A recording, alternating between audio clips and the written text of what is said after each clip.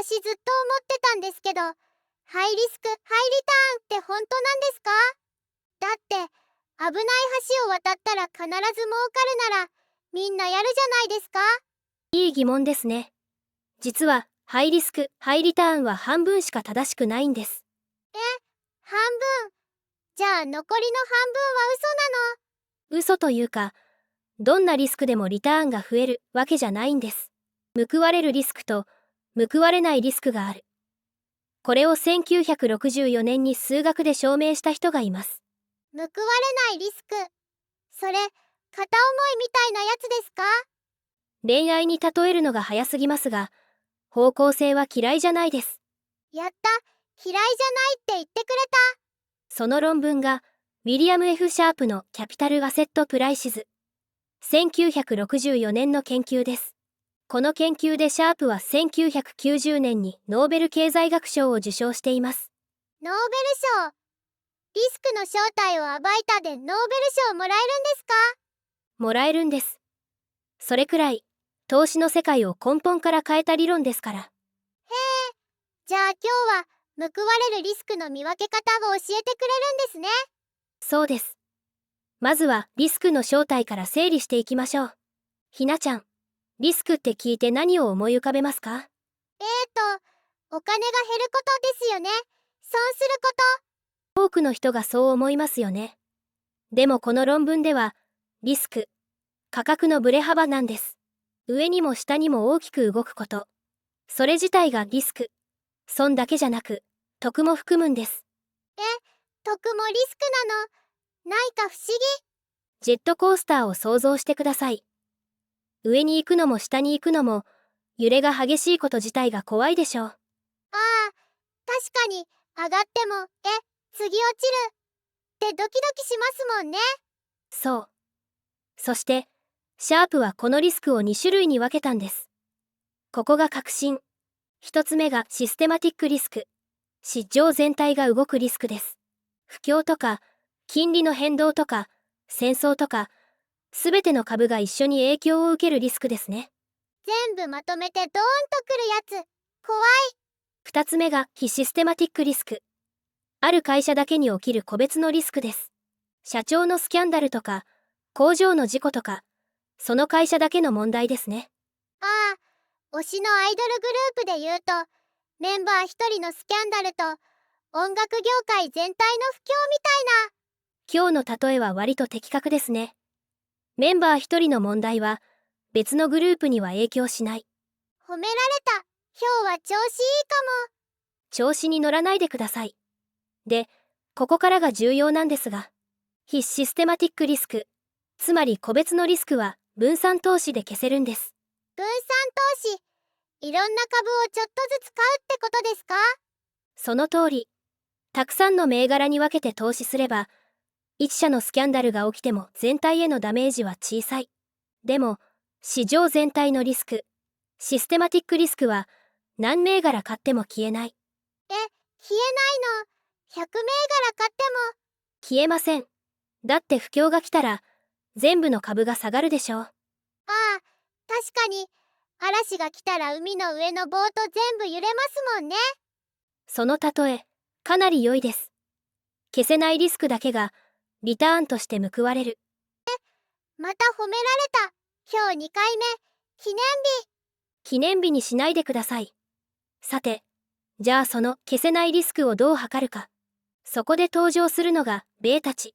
記号だとベータです。なんか強そうな名前。強さで言うなら間違ってないかもしれません。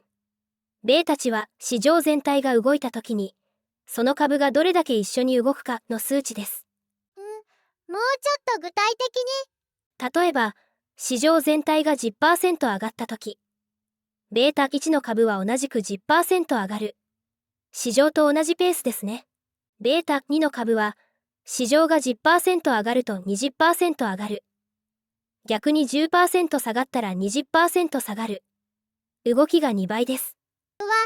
2倍。ハイリスク、ハイリターンってやつですね。そう。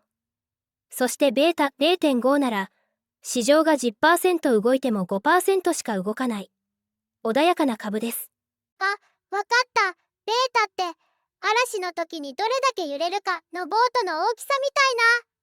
ひなちゃん、さっきの嵐の例えを引き継ぎましたね。悔しいけど、わかりやすいです。やったー、今日の私天才じゃないですか。天才は言い過ぎです。でも、シャープの論文で重要なのはこの先なんです。シャープが数学で証明したのは、株のリターンはベータ値だけで決まる、ということ。だけ他の要素は関係ないんですか？この理論上は、そうです。これをキャップ M、資本資産価格モデルと呼びます。正式名称はキャピタルアセットプライシングモデル。投資の世界では超有名なモデルです。でも先生、会社の業績とか将来性とか、そういうのは関係ないんですか？いい質問ですね。キャップ M の考え方では、そういう情報はすでに株価に織り込まれている。みんながこの会社は将来性あるなと思ったら、もう株価が上がっている。だから追加のリターンは期待できない。あ、人気のお店はもう行列できてるから、穴場じゃなくなってるみたいな。その例えは正直うまいです。情報が出回った時点で、もうお得じゃなくなっている。3回目、今日褒められすぎて怖い。事実を述べているだけです。さて、ここからもう一つ、大事な概念が出てきます。まず、リスクフリーレート。国債の利回りのことで、ほぼリスクゼロで得られるリターンです。国債って国にお金を貸すやつですよね。国が潰れない限り帰ってくるから安全っていう。正解です。で、シャープの理論では、株の期待リターンはこう計算されます。期待リターン、リスクフリーレート、ベータ。市場全体のリターン、リスクフリーレート。数式出た。日本語でお願いします。簡単に言うと、安全な利回り、嵐に乗る度合い×嵐のご褒美です。嵐の例え続けてくれた。わかりやすい。嵐に耐えるほど大きなボートに乗る人は、その分大きなご褒美がもらえる。それがキャップ M の本質です。そしてこの式をグラフにしたものが、証券市場線、SML と呼ばれるものです。横軸にベータ値、縦軸にリターンを取ると、すべての資産は一直線上に並ぶはず、というのがシャープの主張です。一直線。世の中の株が全部一本の線の上に。理論上は、です。そしてここからが面白い。もしこの線より上にある株があったら、それは割安。ベータに対してリターンが高すぎる。逆に線より下にある株は割高。リスクの割にリターンが低い。じゃあこの線を使えば、お買い得な株が見つかるってことですか？理屈の上ではそうなりますね。ただ実際には、そんな割安株はすぐに買われて適正価格に戻る。さっきの行列の話と同じだ。穴場はすぐ穴場じゃなくなる。ちゃんと前の話とつなげて考えられましたね。成長してますよ、ひなちゃん。今のストレートに褒めてませんか？先生、熱でもあるんですか？取り消します。先に進みましょう。取り消さないで、記録に残したい。さて、ここまでの話を踏まえて、私たちの投資にどう活かせるか考えてみましょう。キャップ M の重要な結論は、個別株のリスクは分散で消せるから、報われない、ということ。つまり、この会社が来る。で一社に全財産突っ込むのは報われないリスク。まさにそうです。全財産を一社に入れる人は、消せたはずのリスクを抱えている。でもそのリスクに対する追加リターンは、理論上はゼロ。報われない片思いです。報われない片思い。さっきの私の例えだ。先生も使ってくれた。たまたま適切な表現だっただけです。深い意味はありません。照れてる。絶対照れてる。照れてません。で、ここから大事な話ですが、キャップ M が正しいなら、一番合理的な投資は、市場全体を丸ごと買うことなんです。市場全体。そんなことできるんですか？できるんです。それがインデックス投資と呼ばれるものですね。市場全体の動きに連動する投資信託や ETF を買えば、実質的に市場を丸ごと持てる。ETF って何ですか？株みたいに証券取引所で売買できる投資信託のことです。手軽に分散投資ができる商品ですね。じゃあ個別株を頑張って選ばなくてもいいってこと？キャップ M の理論に従えば、むしろ選ばない方がいい。個別株を選ぶ行為は、消せるリスクをわざわざ取りに行くことですから。じゃあ、この株が上がりそうって頑張って調べても意味ないんですか？少なくともこの理論上は、プロでも市場平均を上回り続けるのは難しいとされています。もちろん、キャップ M は完璧な理論ではありません。現実にはベータだけで説明できないという批判もある。ノーベル賞もらったのに完璧じゃないんですか？科学の世界では、完璧じゃなくても、考え方の枠組みを作った功績が評価されるんです。シャープの論文が示した、リスクには消せるものと消せないものがあるという発見は、今も投資理論の土台として生き続けています。60年以上前の理論が今も使われてるってすごくないですか？すごいですよ。2026年の今でも、NISA でインデックスファンドを買う人の背中を押しているのがこの理論ですから。NISA、聞いたことある。税金がお得になるやつですよね。そうです。投資の利益にかかる税金が非課税になる制度ですね。そこでインデックスファンドを買う戦略は、まさにキャップ M の考え方そのものです。では、今日の内容をまとめましょう。ウィリアム・ F ・シャープの1964年の論文が示したのは、キャップ M という資産価格のモデルです。ポイント1。リスクは消せるリスクと消せないリスクの2種類ある。ポイント2。分散投資で消せるリスクは、リターンとして報われない。報われるのはベータ値で測る市場全体のリスクだけ。ポイント3。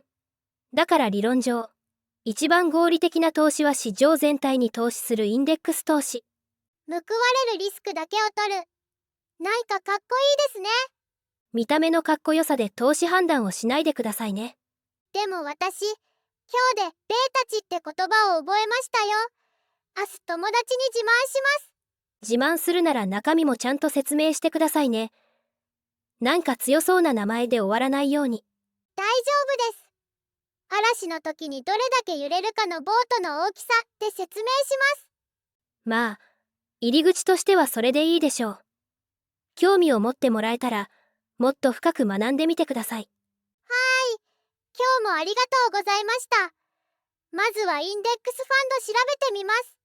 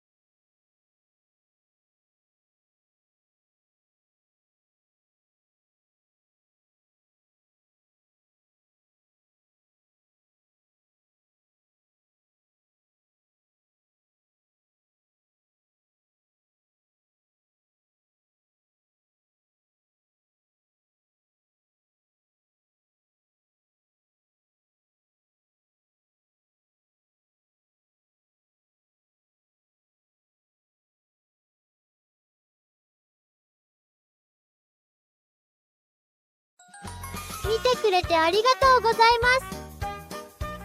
チャンネル登録といいね、よろしくお願いします。コメントも待ってます。じゃあ、またね。